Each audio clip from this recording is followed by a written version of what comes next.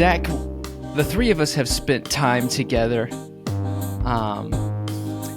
I was curious, do you have any stories, funny stories of the three of us, or funny stories that maybe we don't know about each other? Because you've talked to each of us individually, and we might not know something about each other that you might know. Well, I don't know if individually that I would think about something that, Brett doesn't know about Bo or vice versa. But I will tell you one of my favorite stories, and I believe it can be found on the internet somewhere since the internet is forever, is during COVID, we did a little bit of an Easter promo where Brett played an Easter bunny. And I mean, there's a lot to it, but if I were to condense the main points of that video promo, was one, it was inviting people to celebrate the resurrection. And Brett did that in a full rabbit, mammal, furry type outfit. The I don't know resurrection it. of a mammal? Well, he was promoting the resurrection, Easter Resurrection Sunday, but he was doing it through his furry outfit, which I'm not sure if we just got it for that one time or if he had that before from his cosplay times in his life.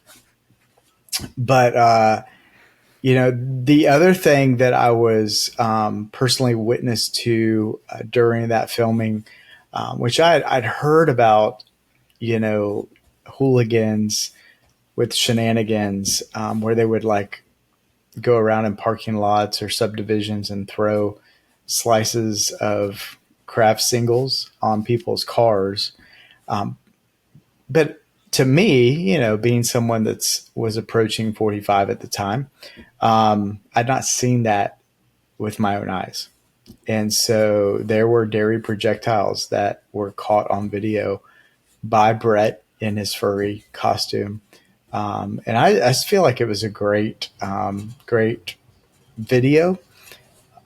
I really think I would highly suggest maybe you link to that in the show notes here, so that others could enjoy that. I'll say it was a great idea. We had a great crew that was filming it, good production crew. I think ultimately you could consider yourself, Zach, to be the executive producer. I want to clear the air on the bunny costume. I got that from Mike Taylor. So just throwing that out there, we had to go to Mary Beth's house, get that from Mike Taylor's closet. So any shade you're throwing on me, just know that Mike, Oh. Dirty Mike, and the boys, they are guilty by association, really. So I just kind of wanted to put that out there. I tell you, and our listeners, you will see this when you watch the video, but we got footage from Cancun, and they caught him on camera throwing those craft singles, and it just wasn't a pretty sight. But again, like Zach said, I think that'll be a good video for people to see. You kind of see Brett in an unnatural element. He's kind of a little uncomfortable because people are questioning his ways, and he kind of gets a little jittery when things like that happen. Zach, I had a question that maybe some of our listeners might have. Who are you? Because I think there's oftentimes, we have about 7,500 listeners a week, and certainly while many people may know of you, there are many people out there who don't know you. So why don't you, if you had to identify three things that would explain who you are, what would they be? So, like, not full name, but Zach Allen is the name. The fam is here. So I know that you guys can see that, although on my screen I can only see me in that picture. So husband of Shelley, and then dad to Jackson Walker Caroline, 19, 16, 14. And then ministries and administration pastor at Westside Baptist Church, Gainesville, Florida, Incorporated. Some churches know that as their executive pastor. Um, and that's, I think I just ran out of my 3 bullet points. You did. You did. And you acted during our time together, Brett and I, with you as our college pastor at Westside. And then you transitioned into the ministries and administration pastor. That's correct. So how long ago was that? Coming up on 4 years. Yeah. So for 15 to 20 years, I was a part of doing college ministry, which my 8.5 years of my undergrad prepared me well in advance for being able to serve college students. I'll say your time, your stories from college and just really the amount of time that you spent getting your undergrad is really something that we all kind of looked up to in the college ministry. Like, man, this dude was able to milk this thing for 8.5 years. I feel like a fool. I'm doing this for 4 years. Like, these are some of the best days of my life. Jackson, Bo's brother, I think he might be kind of striving there with you to meet that. I think he's going to fall short, but I just wanted to say that was really kind of an encouragement to all of us at that time. Well, I appreciate that, Brett. It means a lot because I spent a lot of diligent time studying, playing golf, playing basketball, mostly playing golf and basketball before studying. Wow. Well, I feel like people know enough about you. What do you think? Anything else? Well, actually, you answered 3 things, no more. I'm A negative blood type in case they need. That's huge. That is huge. Listeners, if you need a blood donation or a blood transfusion, you can call us at 888-QUITE-FRANK, and we will be happy to field your call if it gets routed to us, which is highly unlikely, but just in case it does, we would be happy to. Brett, I'm kind of curious, what have you done the past 7 days? Because it's been 7 days since we last gathered. What does those past 7 days look like? Yeah, it's been kind of a wild week. Monday was kind of a typical day, just work and then regular life after that. Tuesday, I had to take Molly and Stetson to the airport all the way up to Tampa. So if there's one thing I love to do before work is to drive an hour up to Tampa and an hour back just to get to work. That's neither here nor there. But they were in Fort Worth from Tuesday to, I think they came back Friday in the afternoon. So, man, it's weird because, we've only been married for however long, and then we've had Stetson for, a little over a year. So you don't get a whole lot of time where it's just you by yourself. And I think a lot of people at work were like, oh man, dude, living like a bachelor, what's the plans? I was like, I don't know, maybe go to the driving range or something. Like, I really didn't know what to do with myself. So, Tuesday after work, went out and grabbed dinner with some friends from work. Wednesday did the same thing, just, with general friends, not from work. Just went to the Buffalo Wild Wings. They had the all you can eat boneless wings. So, of course, a guy like me, I pull up at the table and I'm doing the math. What do I have to eat here to get my money's worth? And I'll say I crossed that threshold by about 3 boneless wings. I thought I was going to be able to pound a lot more, but they are thick and they've got that breading on it. And some of them are different. Can I ask a question real quick? Yeah, go for it. Of course. Are boneless wings the same thing as chicken tenders? I would say they're more closely related to the chicken nugget than the chicken tender, just due to the shape. But I would say yes, very similar. Probably a little heftier, just because a nugget, I think a nugget I could pound one in one bite, whereas these little boneless wings were pretty thick. So, but yeah, we were eating dinner. We were eating a bunch of wings. And then our waitress just like stopped coming to see us because we were full. You know, we had a bunch of wings left. And so like 30 minutes went by. I think her shift ended legitimately. And we were like, hey, can we get a check, you know? And finally, after like 45 minutes of no waitress, we just looked down and there's a QR code on the table that you're supposed to pay through. So that was really just an absolute dagger that we hadn't seen that earlier. Because, you know, we were tired. We had work the next day. But yeah, it was good. I got the honey barbecue flavor as well as medium buffalo. And then they also have a buffalo ranch. Tastes very similar to the medium buffalo, if you can believe that. But yeah, it was a good time. I really gorged myself way too much. I probably won't be doing that again. Thursday, went to worked a little bit late Thursday because I was like, look, I really have nothing better to do. I'll just stay in the office and keep grinding for a bit. And then I went home Thursday after work. I probably got home at 6:45 or so. And then the days are so long, I just started washing my truck. And I just took my time and just washed my truck for like 2 hours. So it was really pretty cathartic. Had a little music on in the background. It was a pretty relaxing afternoon, for sure. What does a Thursday washing of the truck for 2 hours look like? What all does that entail?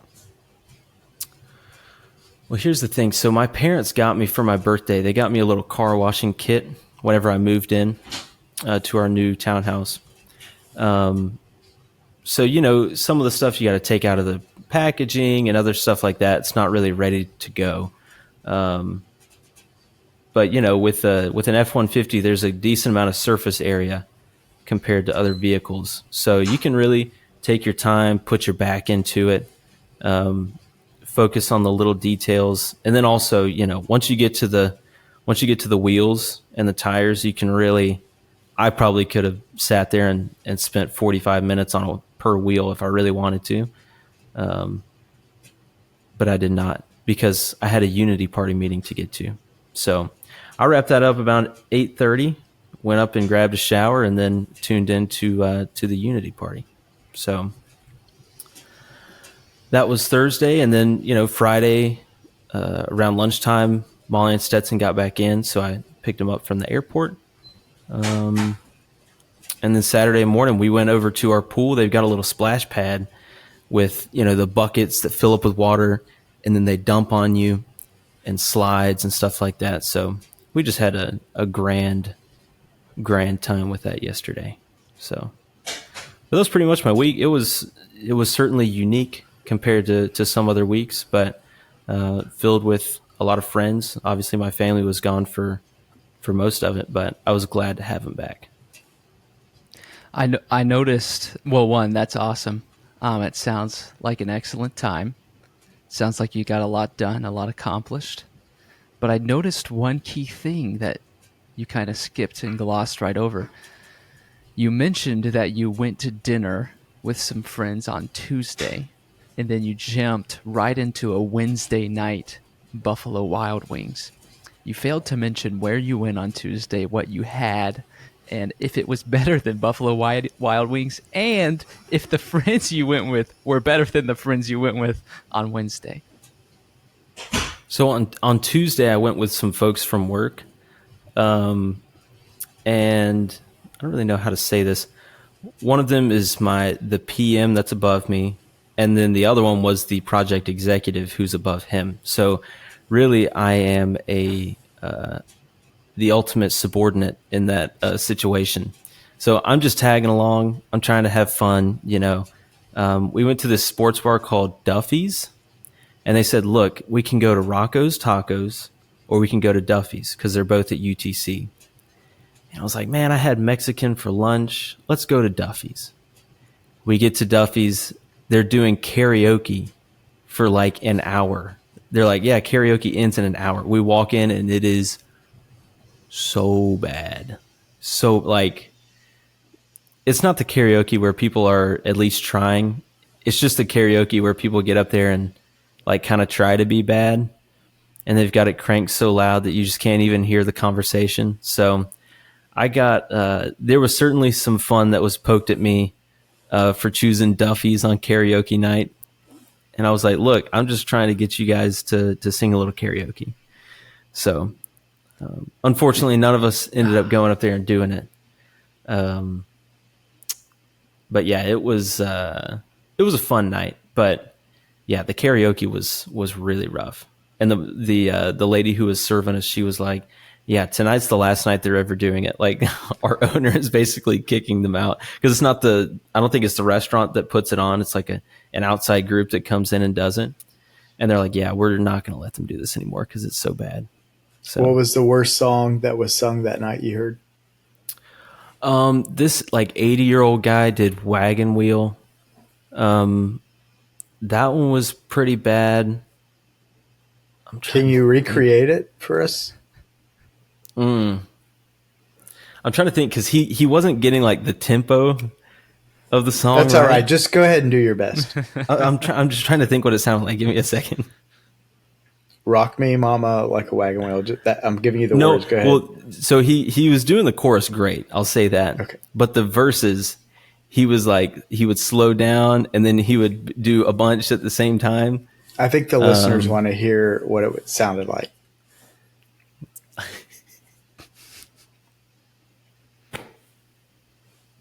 You don't get to come on this podcast 3 months after we asked you to and put me on the spot about karaoke. If you can just imagine just a really old man, I don't even know if I could do the rock me mama like a wagon wheel. It wasn't even like that. That was just a poor version of it. I'd listen to more of that if you were singing. I picked the banjo now. It was like very similar to that. So, but it was pretty rough. So, but yeah. And then, this morning we had church, obviously. So, we had Sunday school after that. We're going through the flood narrative for the next 3 weeks. So that's been fun. And then, went and watched a little Florida baseball for about 6 hours after that. And now we're on a podcast. So, in the flood narrative, have you learned anything new that you may not have known before? Or there's some pretty key themes that are being honed in on? Yeah, I think one of the things that really stuck out to me is like that they pointed out at the beginning was who were the first people to actually like read the flood narrative. And it would have been the Israelites that were in the desert, right? Because it was given to Moses, or at least Moses wrote it down, right? So they're sitting here and, they're reading the story of the flood and you see a God that's just, right? I mean, he wipes every living creature except for, 2 of each kind and Noah and his family off the face of the earth because they were so wicked. But at the same time, you see a God that's merciful, right? For the people that are righteous, which is Noah's family. And I think that's, ultimately, I think that's probably a constant reminder in their minds. And also one thing that really was interesting to me was whenever it's talking about the ark and it's giving the really specific instructions, they would have also thought of that as they're building the Ark of the Covenant. Because if you've ever read the scripture that tells you how to build the Ark of the Covenant and like the surrounding tent and camps, it's a lot of details. So a lot more detail than we get on drawings and specifications for projects. So, but yeah, those are two things that I thought were super interesting. Yeah, that's quite fascinating. But good stuff, man. I saw some photographs of your bride's trip in Fort Worth, and they were wonderful. But glad everyone is reunited with one another. Zach,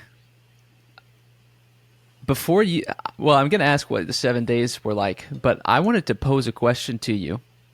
If you had $20 and you had 4 ways, you had to do something with it 4 different ways, what would you do?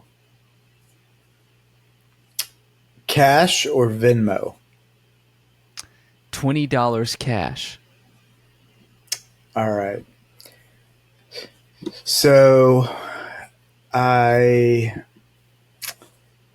probably going to go ahead and give 5 of it to Caroline, my youngest, my daughter, to either put towards her next book or her next chai latte. She's a chai latte phenom, has a note with like currently about 9 different businesses and how their chai lattes rank.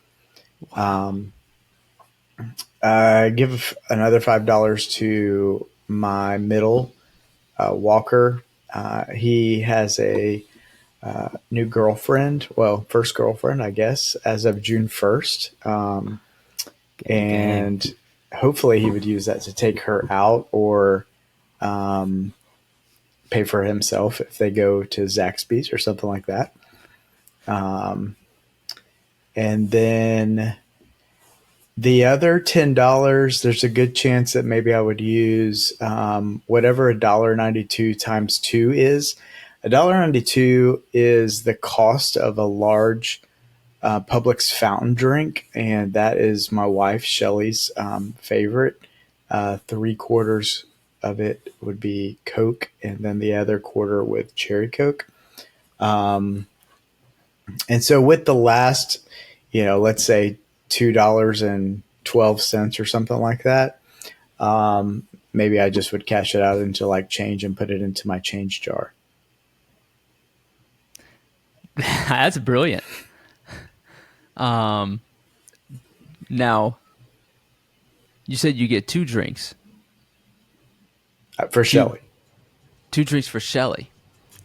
Yeah, So- at 2 different times. Oh, I gotcha. Not like at the same time. Like, yeah, thirsty. Goodness. Yeah, gracious. she hydrates pretty Double well. She's Coke. good. That's right. That's good. Brett, you have any questions for Zach? Not right now. I've got some, but I The think goal whenever is he to tells make him us as about- uncomfortable as possible. So, You know what? Okay, I'll go ahead and ask now. well, you can wait. You can wait. You can wait. No, I'd like to propose a hypothetical before he gets into his week, so that he can either kind of let it marinate, or he can answer it right off the cuff. You can choose your own adventure here. But let's set up a little hypothetical. Okay, let's say that someone walked up to you and was like, "Okay, you need to explain to me that what Hitler did was right." How would you explain that to me? Or like convince me of that? That what Hitler, as in like The Fuhrer, 1940s Germany, failed artist. Axis powers, was right. I Correct, probably would just say there's no way for me to do that. Can we talk about something else? That's a cop out. But I'll let Brett I think I answer would that. tend to agree with that. It's a cop out. I apologize. Yeah, let's imagine someone had a gun to your head and said the same thing. That what Hitler did was right. Yeah, what were some good things that he did, Yeah, I would probably have to say, well, while most people would see Hitler as someone who struggled mightily with mental health issues, narcissism, etc., etc., in his own mind, he thought that he was doing a service to the motherland and himself, although taken out of the deplorable mindset of Hitler, while others would look at that in a objective sense and say, no, you're an idiotic moron who deserves, uh, you know, some things that eventually he got. I will say, as a little tangent, not to get out of this question, but if you were to ask me what what's one of your top 5 conspiracy theories, I 100% believe that Hitler did escape to South America. So I do want to say that. Um, but yeah, if someone had a gun to my head asking me to do that, I probably am going to end up dead. Wow. Wow. Or they're just going to be really disappointed with my answer. I think you bring up a good point. Is Hitler thought he was doing a great thing, yet he was actually not doing a great thing. And I think it's a call, and I think we can look at Hitler's life, objectively say what he did was absolutely horrendous, but we can also look at his life and through that lens and say, what in our own lives are we thinking we are giving 100% to, thinking we're doing a service to humanity or we're doing a service to somebody else that's good, that's actually not good, that's actually hurting somebody or hurting ourselves. So that's a powerful thought from your thought. So thank you. So how was your week? I had a pretty, it was a great week. There's a lot of new things for Zach Allen this week. And I will say we're on the eve of a big, huge thing happening tomorrow night.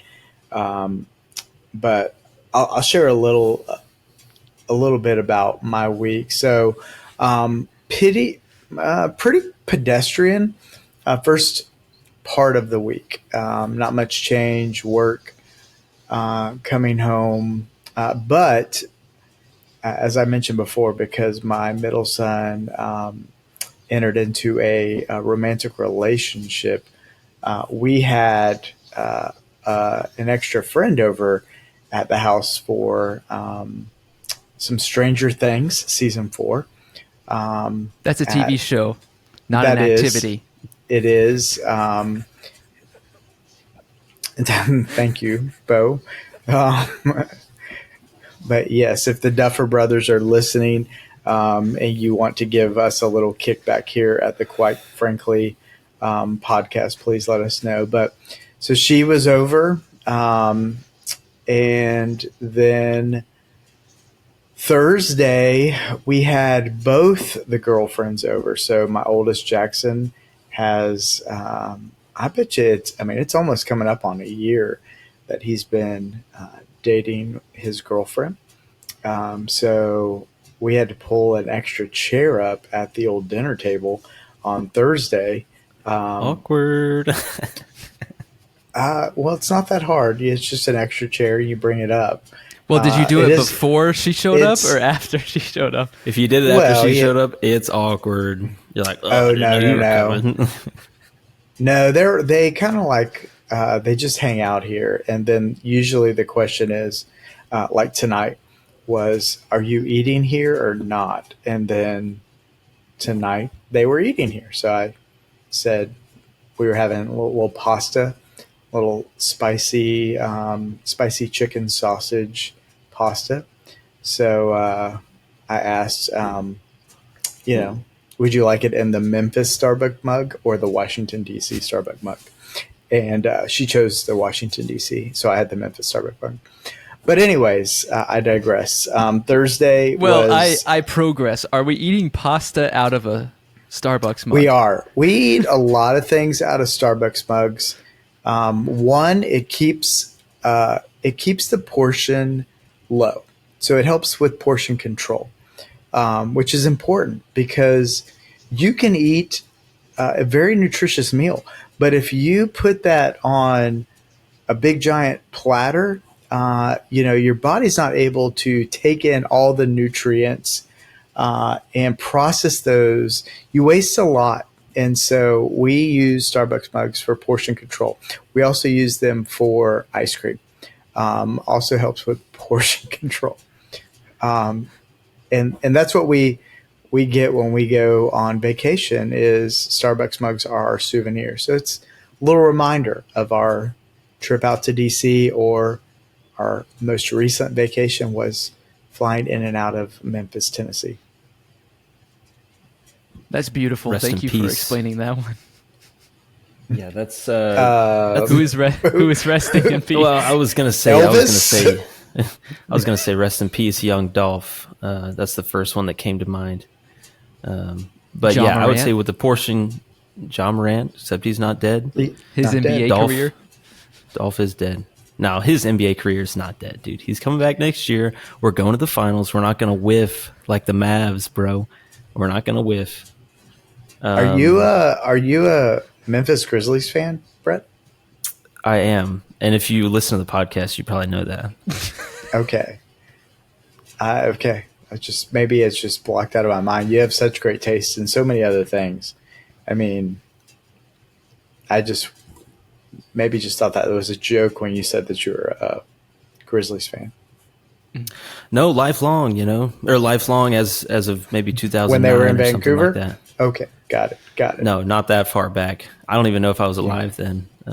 But that actually, whenever you said good taste, it reminded me of a question I wanted you to ask. So if we can pause here and ask a question, I'd love to do that.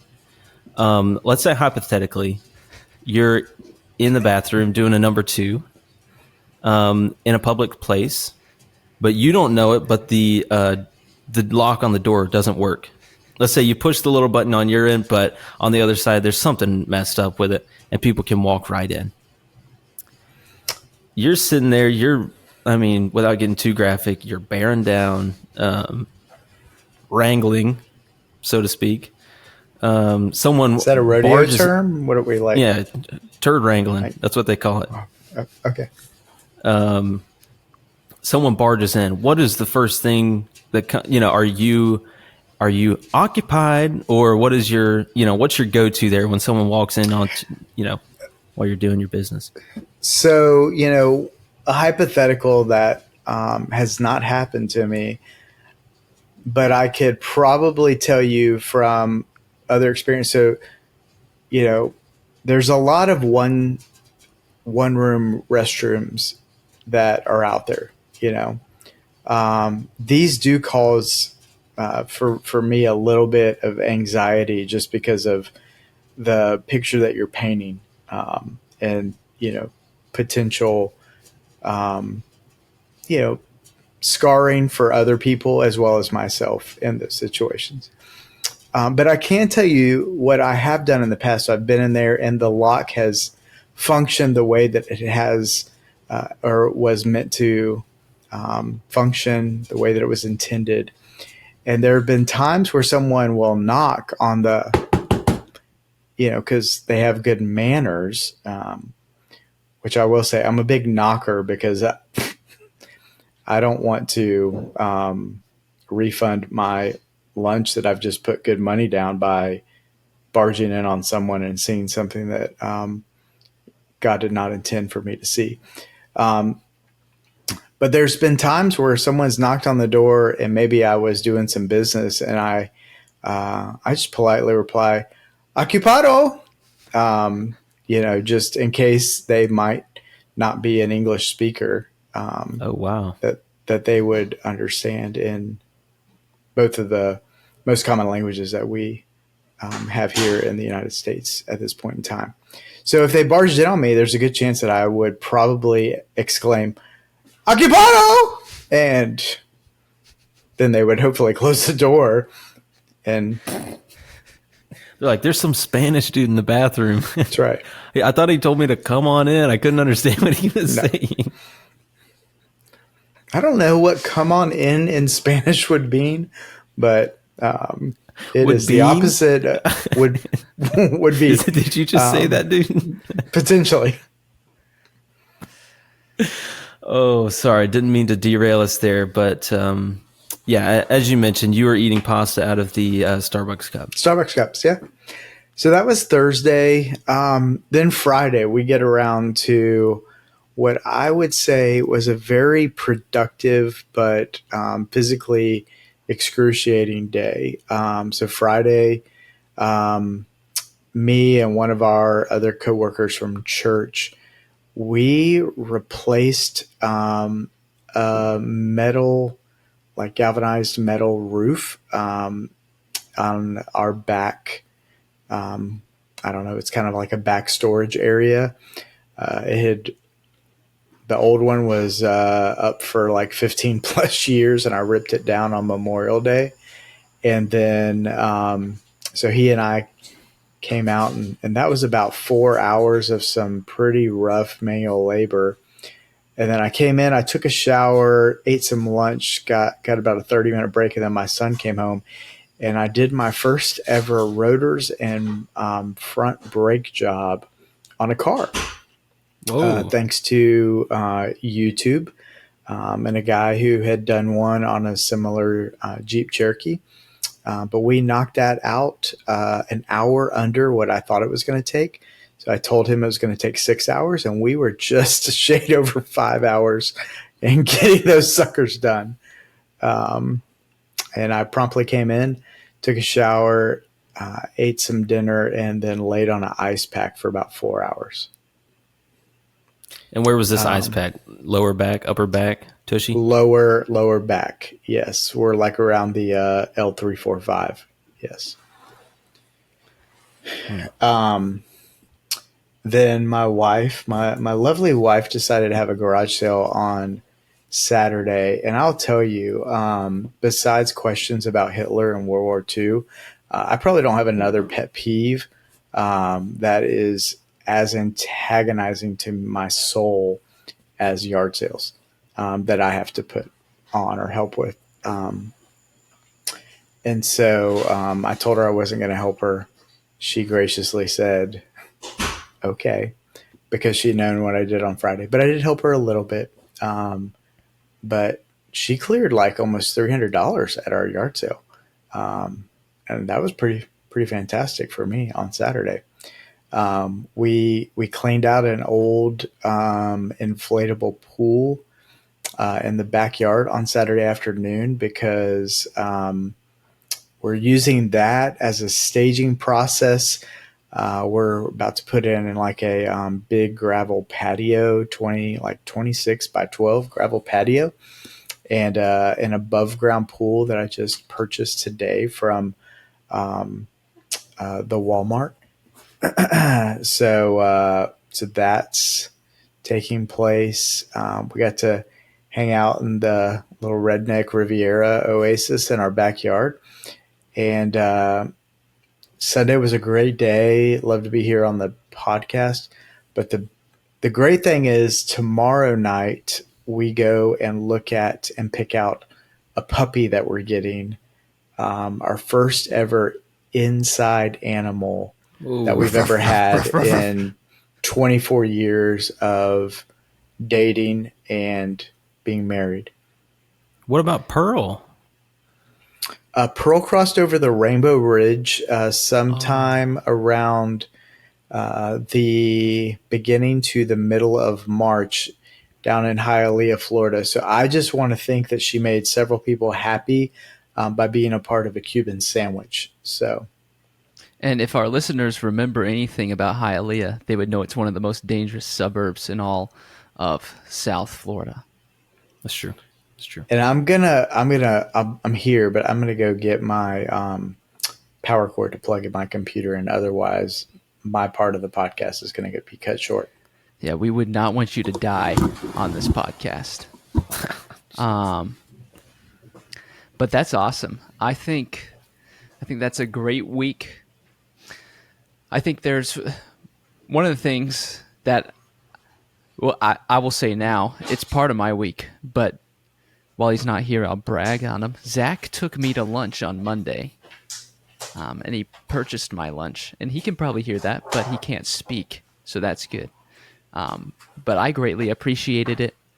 We went to Las Carretas, not to be confused with Las Margaritas. Right. And we both got the deluxe burrito, and that was a great time. And Pearl, the pig, was an outdoor animal. Hence, and Zach's a big cat person. Cats and pigs. Cats and pigs, but they're both outdoors. Don't know if I would say big cat person, but well, I am. We can say whatever we want dad. to whenever you're not here. That's true. So, do you have a name for the puppy? So, potentially, if it's a male, we do have pick of the litter. So there are, I believe, 4 males, 1 female. And I should say, R is a loose use of the word. My wife's the one who's making the ultimate choice. She's going with the cutest. So whether the cutest is a male or a female, not sure. If it's a male, we have mostly settled on the name Romeo. If it's a female, we've mostly settled on the name Adela. But one thing with any animal that a wise man, one of my friends, told me is that you want to make sure that whatever name you give your animal, that you will feel comfortable when you're out in the middle of the public yelling that name at the top of your lungs because your animal is lost. So I also tend to prefer shorter syllable names. Romeo is a lot of syllables, so I might just call that dog Ro if we get that dog. But I can tell you that as a cat dad, my oldest is a female. Because our discipleship methods with her were not successful, and she had 2 litters out of wedlock. We finally took her to the Humane Society here in Gainesville, which is in one of the most sketchiest parts of Gainesville that I've been in personally. And so I took her there in a borrowed critter container. We show up there at 8 o'clock in the morning, and you're supposed to bring her to the office. And as we get to the office, our outdoor cat, she's an outdoor cat, had never been in a critter container, first time, never been really in a vehicle, first time, never been to the sketchy Humane Society, first time. And as we get to the office, the cat finds a way out of the critter container in this giant, sketchy industrial complex that you probably have seen in movies like The Departed or other movies where you would think that you could probably be shot and killed and put into a storage container and then shipped off to Asia. And so there I was in the middle of this big, giant industrial complex, yelling at the top of my lungs, Kitty, because we're real creative with the names that we give our animals, for the next 30 minutes, trying to get her to come back to me so that we could put her in that critter container, get her inside, and make sure that the discipleship would take at that point in time, and she would no longer have any more litters of illegitimate kittens. And what was Kitty ever found? So it was on a Tuesday morning, Bo. And Bo, what time do we have staff meeting on Tuesday mornings? 8:30 a.m.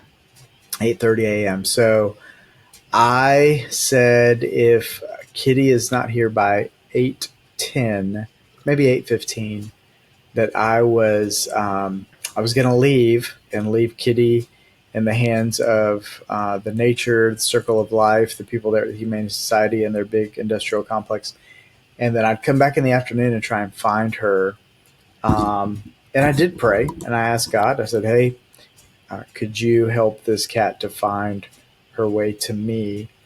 And with about 2 minutes to spare, as I had been yelling kitty and walking all over, I went back to this one chain linked fence area, which was, they told me later on, was for like really bad and aggressive dogs. There were no bad or aggressive dogs in this area. But somehow the cat had gotten back there, and she came and walked up to me, and I picked her up, took her, put her into the critter carrier that I had readjusted the little screws where she couldn't get out. And about 7 hours later, I picked her up with the cone of shame on, and no more kitties were going to happen. That's a beautiful story. It really is. I think it's a testament to your, golly, just thinking about a cat. For me, if I'm in that situation and the cat gets out, no, I'm not pulling a gun. I'm loading up and getting the heck. I might have prayed, Lord, if it's your will, as soon as she ran away, and then just hop in the truck and leave. I'm like, look, I'm not going to, burn too many calories trying to look for the cat. But I think that's because you're probably a better man than me. Well, she was our first animal at all in our marriage. So yeah, we have her and her first litter son, Cliff. Those are our outdoor cats. We will soon to have an indoor mini Bernie Doodle. And also, have you guys had Lucas High on the podcast? I'll just share. Number one, if we were to ever try to get him on this type of podcast, it would never work. He wouldn't even respond to us. I can guarantee you that. The text would go unanswered for sure. Number two, technically yes, because he won the March Madness bracket, the Quite Frankly March Madness bracket, and the winner of the Quite Frankly March Madness bracket got a bacon grease massage. And that is, we did the bacon grease massage, and it is on our subscriber-only content. That episode released this past week. You teed it up perfectly, honestly. You really teed it up perfectly. So just another note, guys, go out there and get the subscriber-only content. It's only $2.99 a month. You get to see this man that he's talking about, Lucas. Get the old bacon grease massage, a couple hot rocks in there as well. So, Well, to bring that full circle, this Friday we're dog sitting Lucas and Hadley High's dog, a Shih Tzu named Winnie, or as I like to call her, Winifred. That's a good name. So Winifred and Ro are going to spend time with one another. No, we pick out Ro or Adela tomorrow, but they will not be ready for departing until mid-July. But we at least get to pick them out.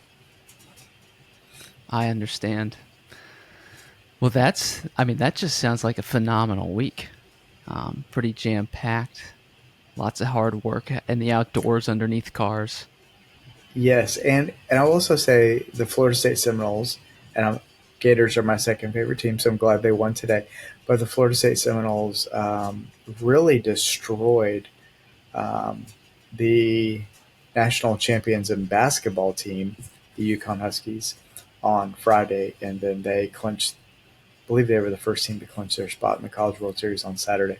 Was a great week.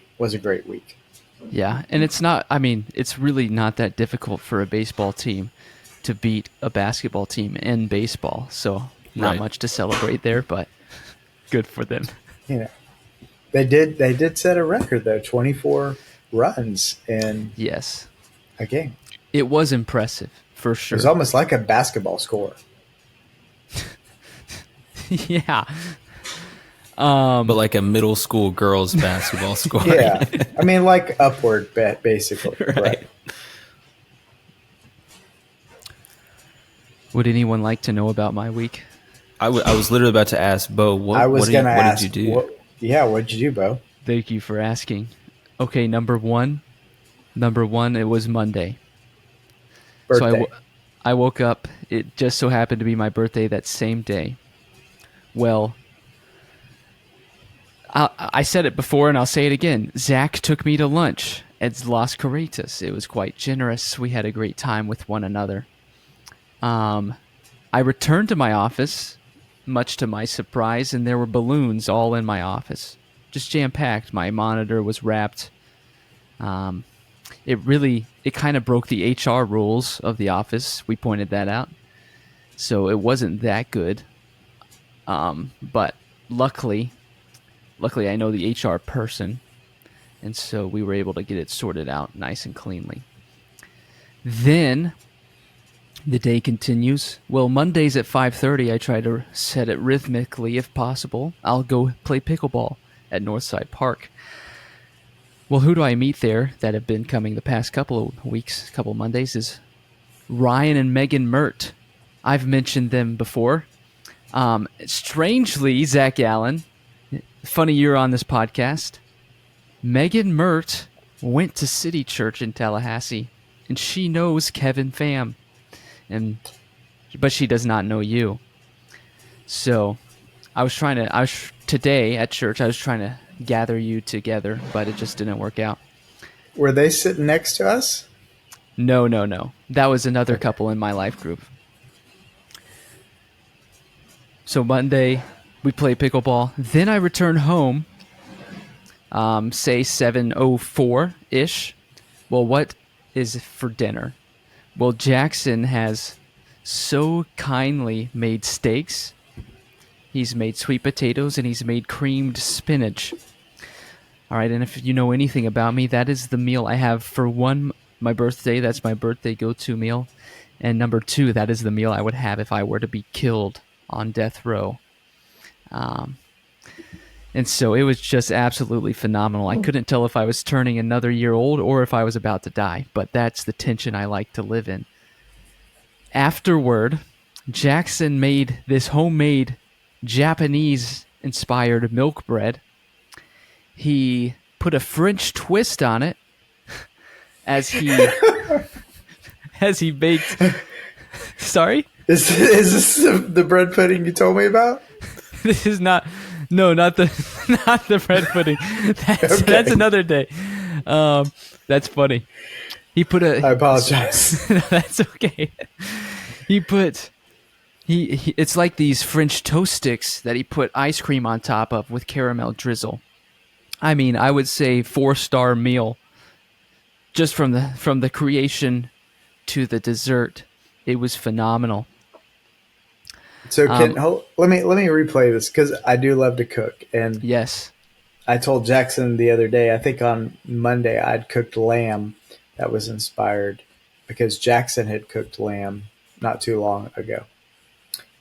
So there's microwavable French toast sticks, is what you're saying, on top of ice cream? No. This is homemade Japanese milk bread that he turned into French toast sticks. Okay. Yeah. I have no idea what Japanese milk bread is. Could you explain it more? Yeah, I can. You take flour, you take milk. I'm certain you take some sort of butter, maybe a little baking powder and baking soda. And then you just call it Japanese milk bread. No, I'm certain there's more to it, but that's what it was explained to me as. And I said, I don't know what that exactly means, but it was great, and I love it. So thank you. And then I watched a movie, but I can't remember what movie it was. But it was great. It was a great day, really. The only thing that would have made it better... Not Parasite. That would actually be a terrible movie to watch on the birthday. Now, I will get hate for that because I hear Parasite's one of the great movies in the world, but I certainly did not enjoy it for myself. And you need to respect that for me, please. Onward. Tuesday rolls around. Tuesday's another great day, like Zach said, 8:30 a.m. staff meeting. I forget what I did other than there's life group on Tuesday, and we studied the book of Zephaniah, and specifically Zephaniah chapter 1, verses 2 through 18. And we talk about kind of the prophesying of the coming judgment day of the Lord.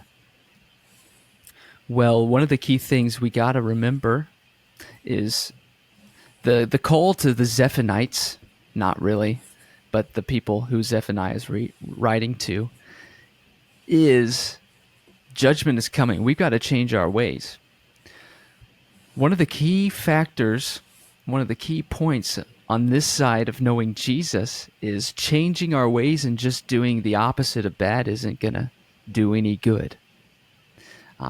If you know what I'm saying, because what I'm precisely saying is if we just do good without recognition of why we're doing good because of the death, burial, and resurrection of Christ Jesus for our sin, who paid for our sin, then we're just doing good things in the guise of, oh, maybe I can work for my salvation.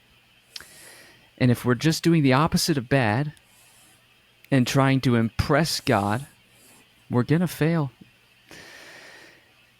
And maybe that's kind of going back to Hitler. Is Hitler thought he was doing good. I wouldn't claim that Hitler thought he was trying to please God, but I will say that I think in my life, I think I try to please God through the many works, through doing as much as possible for the kingdom, rather than, God, you don't need me to do great for you. You need me to trust in your promise, trust in your provision, and my recognition of your grace and mercy is what motivates me to do good for you. Does that make sense? Makes sense to me. That was some of our discussion on Tuesday. That group, I'm telling you guys, it's one of the great blessings in my life. I really see great fruit coming from it. Wednesday comes. Wednesday, yes, another great day. That day, so my boy Mando Bando, or the Big Red Machine, as we've called him in the past, he couldn't attend pickleball on Monday. So I get a text Wednesday. He says, "Hey, what's your evening look like? Pickleball at 6? ? And I said, "Why in the world would I not to? Why in the world would I not?" And we remember two key questions we got to ask ourselves. Is there a reason not to? And then the answer, maybe not a question, is no reason not to. And so I went and played pickleball 6 p.m. That was absolutely a gift. No, I've just told a fib. That's what we discussed on the phone. But you see, it rained. All right. This is a big part that I missed out on. It rained. So we actually changed our time to 5:15 p.m. So I was leaving work. Well, on my way there, it was raining, but I was already committed. So what happens? The Big Red Machine and I spend 40 minutes squeegeeing the court. And it's just him and I out there. And so we squeegee that thing. I mean, the rhomboids. If you're a subscriber only, you're going to hear a lot about rhomboids in our bacon grease massage video. I tell you, I could use some work on my rhomboids because those things were getting worked out. And so we got to play a little bit. And then, this is generous love if I've ever seen it. We get kicked off our own court that we squeegeed for 40 minutes. After we beat people twice in a row, they said, "Hey guys, let's do 4-on, 4-off because this is the only clean court." And I'm like, "There's a squeegee over there and there's 3 other courts. Why don't you get to work?" I didn't say that verbally, but I thought it internally, which is a problem to an extent. So we get kicked off our own court. Then we start squeegeeing another court. Well, that game finishes up after we finish that squeegeeing that other court. So they're like, "Hey guys, y'all want to come back?" And so we just finished squeegeeing off this court, and we're like, sure. So we go over to that other court. Well, much to our surprise, there were already 4 people on that court. So that court was unavailable. Then we turn around to walk back to the court we just squeegeed off. And the guys who told us if we wanted to come back went over to that court and started playing. So we Bait were and just, switch, bro. Yeah, we were just sitting there for another 25 minutes. So hospitality at its finest, I'll tell you that much. So what did we do? I would have been embracing the flood narrative at that point in time. Precisely. Lord, come quickly, please. Blunt force trauma with the squeegee to the 60-year-olds. Yes. So Maybe a little paddle in there too. Yeah.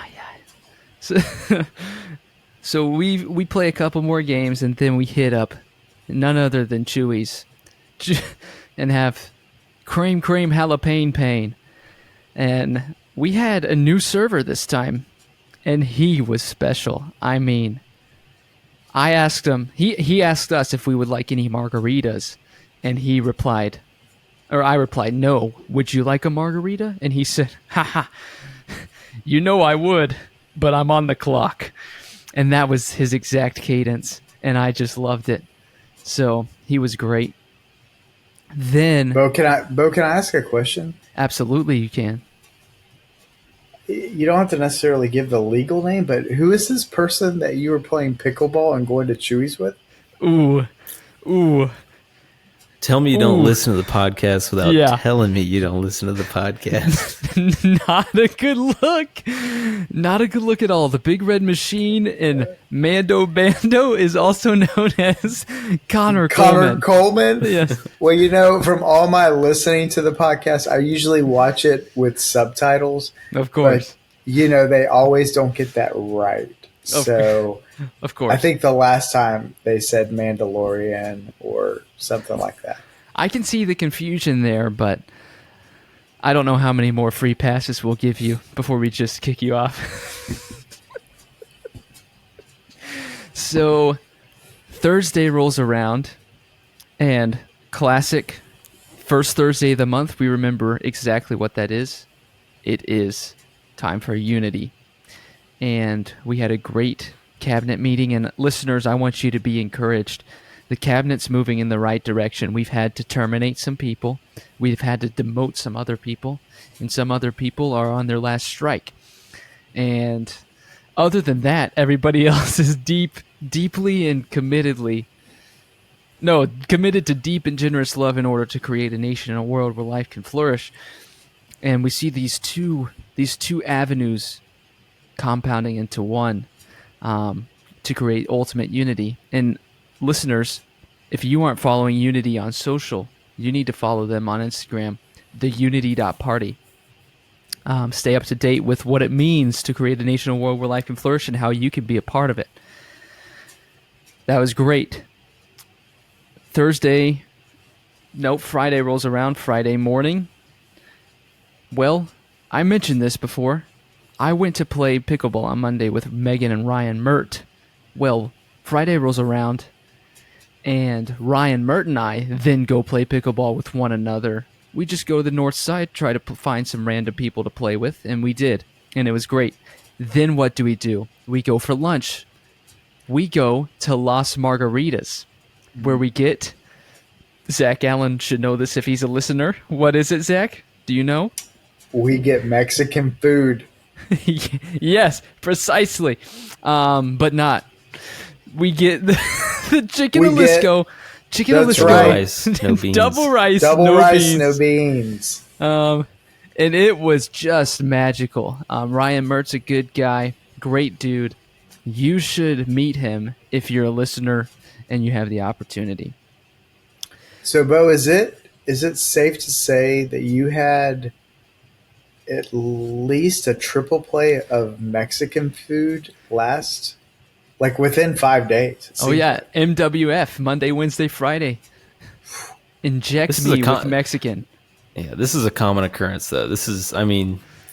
the triple hitter every week of the Mexican food is, I feel like that's pretty constant. I will Like- say that Bo introduced me to, and I hope that I get it right, Las Carretas. That's precise. And when we were getting out of the car to go in for his birthday lunch, number one, we went into the wrong door at our initial approach. And then when we made our way around to the side, I almost thought it was a Mexican hibachi, like outdoor hibachi, because there was a guy who you could have mistaken for a Japanese chef out there, but he was making like fresh in front of you a guacamole. And Tableside. so we got tableside guacamole, and then Bo introduced me to the salsa bar, and it was magical. Yes. Or as Las- they say in Spanish, el magicale. See, senor. Occupado. Occupado.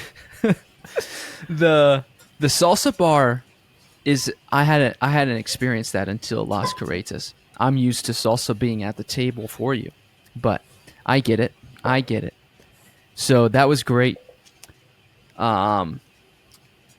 Saturday rolls around. Well, the young adult ministry at Westside in Gainesville, they have a river day going on. So what happens? Well, I walk over. Strangely, Ryan and Megan Mert live 0.7 miles away from me. So I just walk over to their house in the morning. Then David, Leonard, and Jessica Knowles meet us over there. And we caravan all in one spot. So I guess technically not a caravan. We carpool to the Itchney Tuckney Springs. And we tube down with other young adults we meet there. Then we went to Bev's Burger Cafe, the sit-down place in High Springs. It was just a great day. I don't know. I mean, great time with great people, hard to beat. Again, absolutely phenomenal. Then Sunday rolls around. We gather for worship on Sunday. We walk through Exodus 33, and we see the importance of seeking the presence of God. This is after the people of Israel set up the golden calf. Not good. Golden calf, not good. Demolishing golden calf, good. So then I went... Drinking demolished golden calf? Good. Or not. As it was explained to us last Sunday, the golden calf protein shake. You are what you eat, and in which case, not good. And then I went and played pickleball this evening before this podcast. And guess who was there? Kristen Hollenbeck. Kristen Hollenbeck was there, yes. We FaceTimed with her. Mertz. And the Mertz were not there. But Mando Rando. Mando Rando does not exist, and Mando Bando was not there. But guess who was there? Oh, Richard Baldwin. Caleb Sturgis. Oh, I heard about this. Richard Baldwin, I heard- the Southwest I heard he campus was- pastor of Westside Baptist Church in Gainesville, Florida, Incorporated. In shorts or jeans? Shorts, khaki shorts. I think even cargos. Which- And how would you, like, if you had to give him a score, Yeah, that's a great question. 1 to 10? 11. But in fairness, I never played with him, nor did I see him play because I had to leave to get on this podcast. So I got to get in a few games, but sadly, I did not get to play with Richie, and Richie did not play before I had to leave. So if he were to play, I'm still holding strong to the 11 out of 10. I also went to the gym this afternoon, and much to my surprise, the resource officer that works on Sunday mornings at church was also at the gym. Well, not resource officer. I would say I would call him a police officer, but it was an awesome encounter. Technically, off-duty officer. Off-duty officer. And so it was just great. Great day.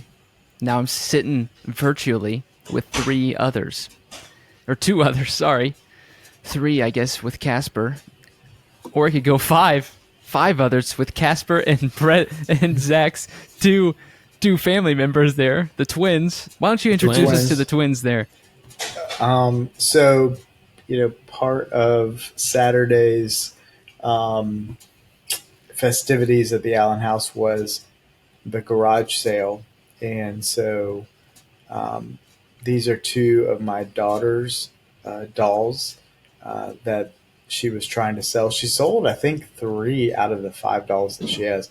So these are the last two, Orangelo and Lamangelo is what I call them. I don't know what she calls them.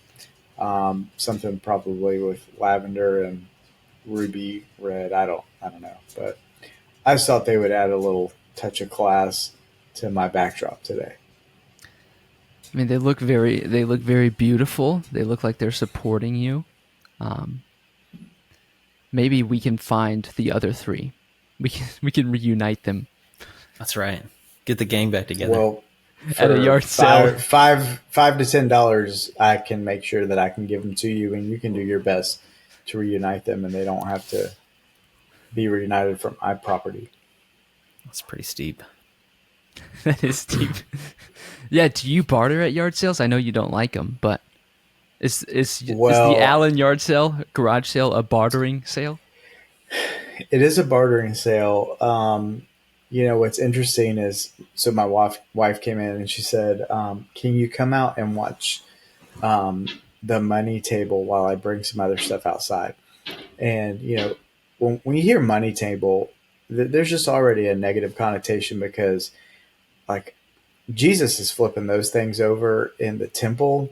So there's not just a great, backstory as far as money tables are concerned. So I'm sitting there, and this lady who is way, way too old to be at yard sales, way too old to be traversing the steps of my porch, like one foot in a coffin, the other foot in a banana peel. And so she comes to this one rack that clearly says $5 each. And she says, "How will you take $1?" And I wanted to be respectful. I hadn't fully been caffeinated at that point in time.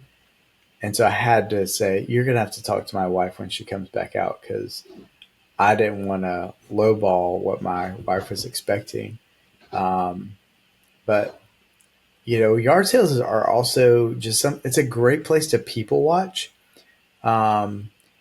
This lady, so another customer came and was looking at another table, and literally, old lady banana peel, she goes over and reaches, goes 10 feet out of her way to where this other lady is looking, reaches in front of the other lady's face and grabs things.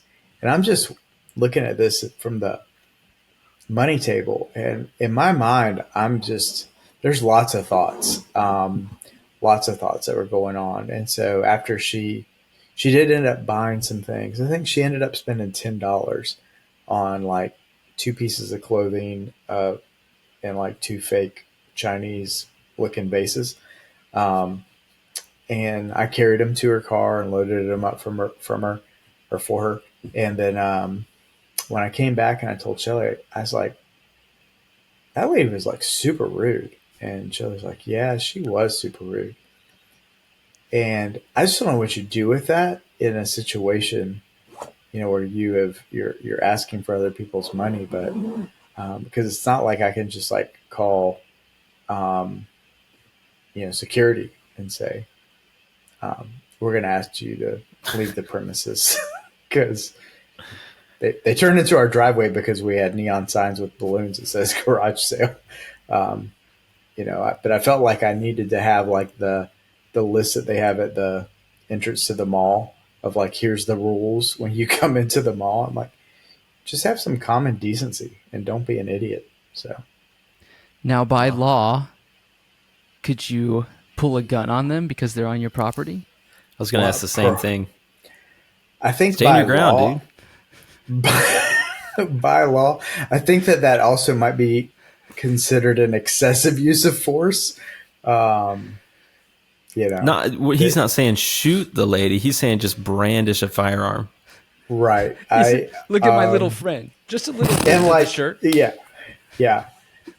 And even though I'm like 5 seasons into Suits and I feel like I am a lawyer at this point in time, I do feel that brandishing a firearm in that moment would probably more likely get me arrested than to get, old lady Sunshine arrested. It kind of reminds me of, and I would love to know if you would agree with this statement, but I think Benjamin Franklin's the one that said it. He said there's only 3 constants in life, and this is a very the saying. There's only 3 constants in life: death, taxes, and trifling women. And that's what he said. And I'd love to hear if you agree with that. Well, the third one has been debated over the last, dozens and dozens of years. And so death, taxes, and there's been multiple things that have been added. So I've heard there's like, how did you learn it again? Say that one more time, Brett. Death, taxes, and trifling women. Well, start from the very beginning. There's 3. There's 3 constants in life. Yeah. So I've heard death, taxes, and terrible Broadway shows. I've heard death, taxes, the Mavericks will never win a national championship again, or NBA title again. I've heard death, taxes, and terrible things that Jameis Winston would do in college. I mean, there's just all kinds of things that Benjamin Franklin, who is one of the wisest guys in the last 200 years, has said. But also, I really probably am unsure of the correct use of the word trifling. So that's causing me a little bit of a hesitation on being able to confirm that. Yeah, what is trifling? Because I know of a brownie trifle, and that's kind of stacking things on top of each other. But I'm not certain how that trifled woman is a constant. No, I wouldn't say that a woman is trifled. I don't know. I don't know what to do. She with wasn't that. She wasn't making dessert on my property either. Right. Like a layered, I would say if pudding. someone is trifling, then they are just generally acting in a way that you don't want them to act. They're possibly out of pocket. Possibly they're making rash decisions and being maybe impatient. They're making poor decisions. They're, like I said before, causing a scene maybe. You could say, in all those situations, you could say, wow, that is a trifling woman. These women be trifling, I think would be the proper sentence.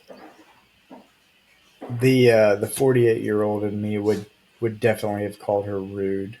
I mean, I feel like whether you're at a garage sale or you're at Belk, if you want to look at something, I mean, you learn this at the dinner table.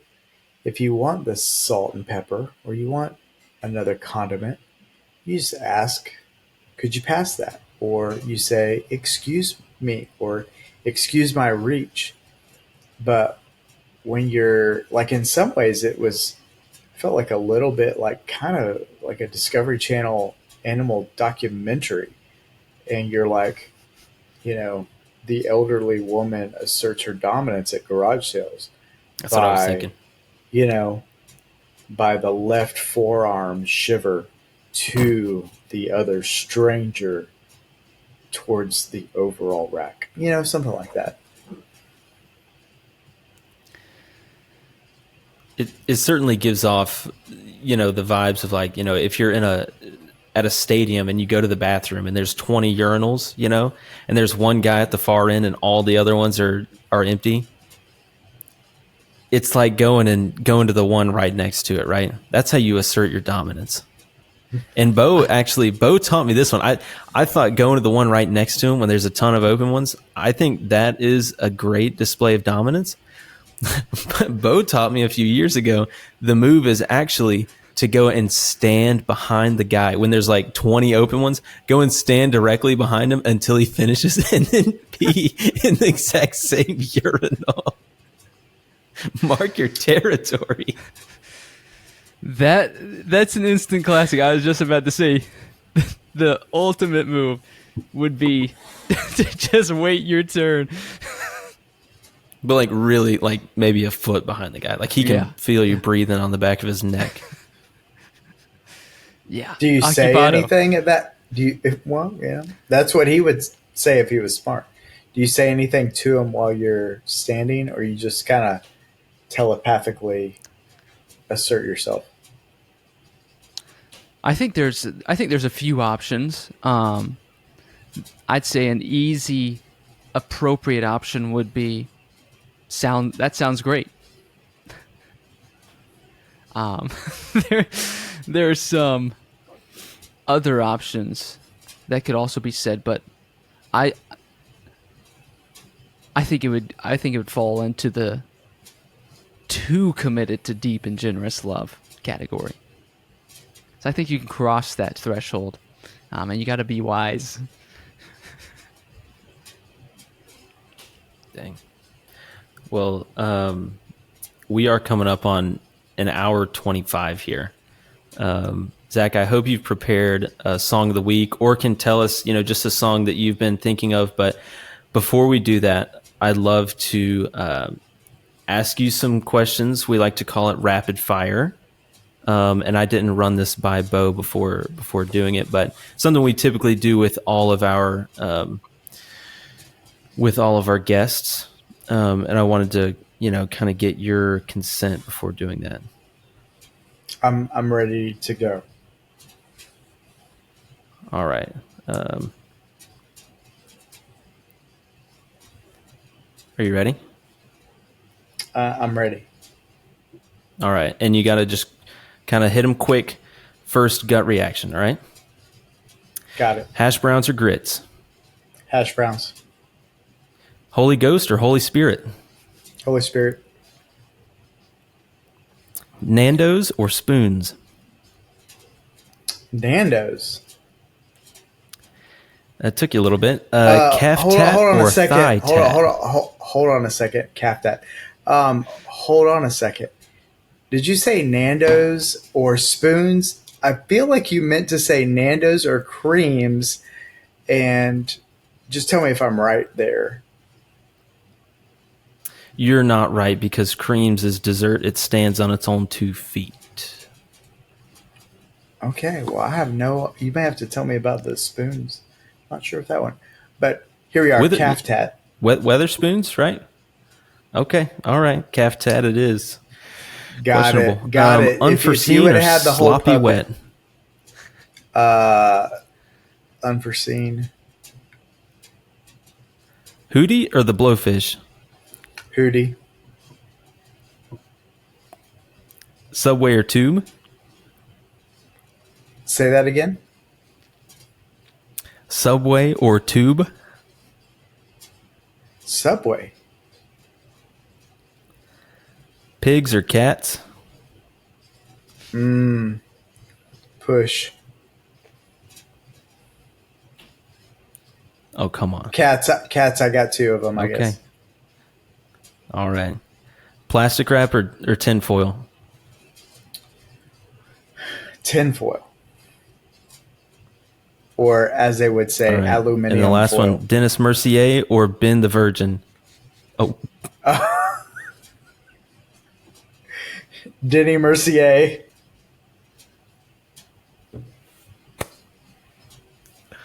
Oh, I got to go Ben the Virgin on that one. But I love Dennis as well. He's a great dude. So thank you for playing That Rapid Fire. I appreciate that. Absolutely. Great questions. And I apologize on the spoons one. I was really thinking, I mean, I picked up on a little bit of the London mission trip,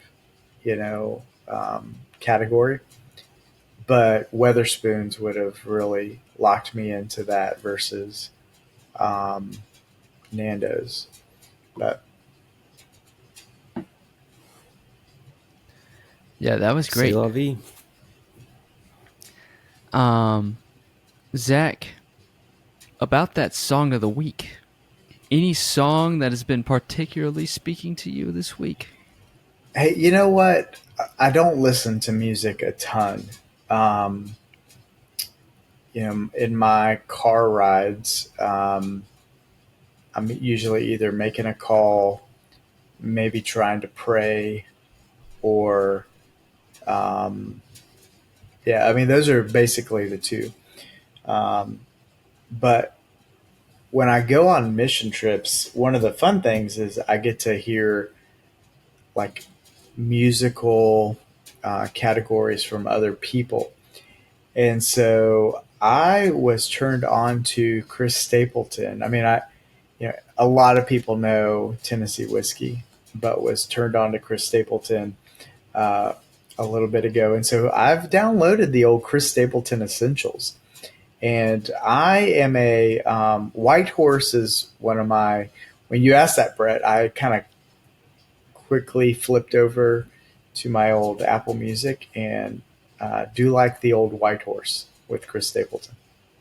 Man, I just think it's a great song. First and foremost, I want to say that.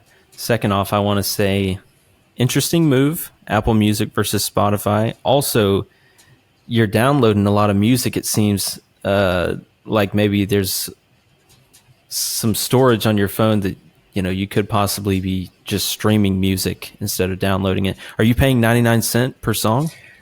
So, I mean, I know that you're young and you probably look at me like a boomer that I don't know what I'm doing. But I would say, um, there's $17.99 for a Spotify family account, or there is $26.99 for 2 terabytes of Apple storage, Apple Music for the entire family, and Apple Arcade for the entire family.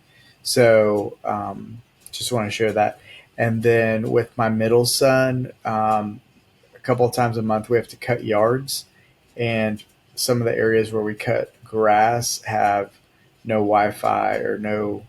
I mean, it's if I'm kind of approaching it the way that you're suggesting, maybe I'm going to get like a verse and a chorus, and then I'm going to have to go like 6 minutes in silence before I get another one. So, I do have a terabyte of storage. Please don't judge me for that. That's all I'm saying. Well, it sounds like your Wi-Fi here at your house might be as bad as those places where you're cutting grass. It's a good chance Cox But is don't right worry, now. it records locally, so we should be okay. Okay. Cox is what? You're doing what now? Cox is bad. We'll put that on a t-shirt. My song of the week, not strangely, is called "The Lord Will Provide." It's by Landon Wolfe, Wolfe, and it says that everything I need, my Father has it. Speaking of my eternal Father, though I believe my earthly father is used as an extreme vessel by the eternal Father for me. But my earthly father, as much as I love him, he doesn't have everything I need. So, there you go. Good stuff. Why do you have a hole behind food? Well, I will say, man, I'm really teetering on two different You are not in a two different songs here to choose from. But I is that Jackson? That's Big Walk if I've ever heard of. That's Big Walk. Big Walk guest appearance on the podcast. That's right. If Big Walk doesn't come in there with a Starbucks mug of ice cream, I'll be disappointed. Big Walk just walked in from Grant Hamlet's 17th birthday party. Hey, happy birthday, Grant Hamlet. Shout out. Gang, Grant. So I was teetering between a Ray Stevens song and Leonard Skinner because I've been listening to a lot of Skinner this week. So I'm going to go with Swamp Music by Skinner. It's an absolute classic. That's great. Hey, Zach, before we go, as we're wrapping up, our listeners asked a couple of questions back when you were supposed to be on here about 3.5 months ago. So I figured I'd go ahead and ask them now. I need help. Number one, I need help. what's your favorite Spider! family tradition? Spider? I need like My favorite family tradition right now, my son would say, is me being the bug killer because there must be a huntsman spider that he is scared to attack right now. He's saying it is this large. Not that, like this. So, favorite family tradition. I mean, like the Christmas season is probably like a favorite family tradition. Or our, like once a year, typically we also get away at like kind of a random family vacation where we get to go travel and see some stuff. And that's one of my favorite family traditions. That is fun. And second, final question. What is the best part of ministry to you? When you can empower folks who maybe are a little bit timid in stepping out and like seeing the gospel take shape and seeing like the light come on, or praying for them and some of the relationships that they have, and then seeing what the God does with that. That's probably my favorite.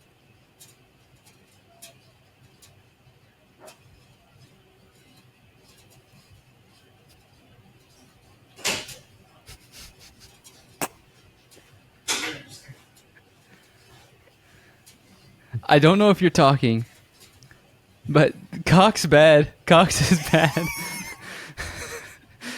But what is good is that we'll have this locally, so our listeners won't know any of this happened, but they will know because we're talking about it right now.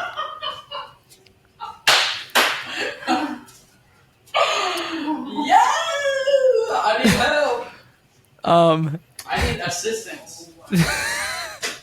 I'm We're gonna spider have boys. to go. I'm gonna have to go because arachnophobia is invading. Listen. I'll Hey be there Zach, with you too. before but I need help. you go, before you go, if you had 3 sentences to inspire our listeners to do something, what would they be?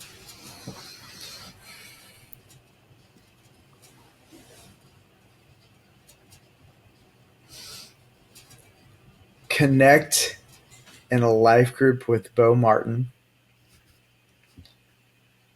Eat Buffalo Wild Wings with Brett Walters. Throw craft singles like you were a 4th grader. That is beautiful. And I know I can't thank you enough for coming on this podcast. You've impacted Brett and I's lives in more ways than we can, 1, express in words that matter, and 2, even imagine ourselves.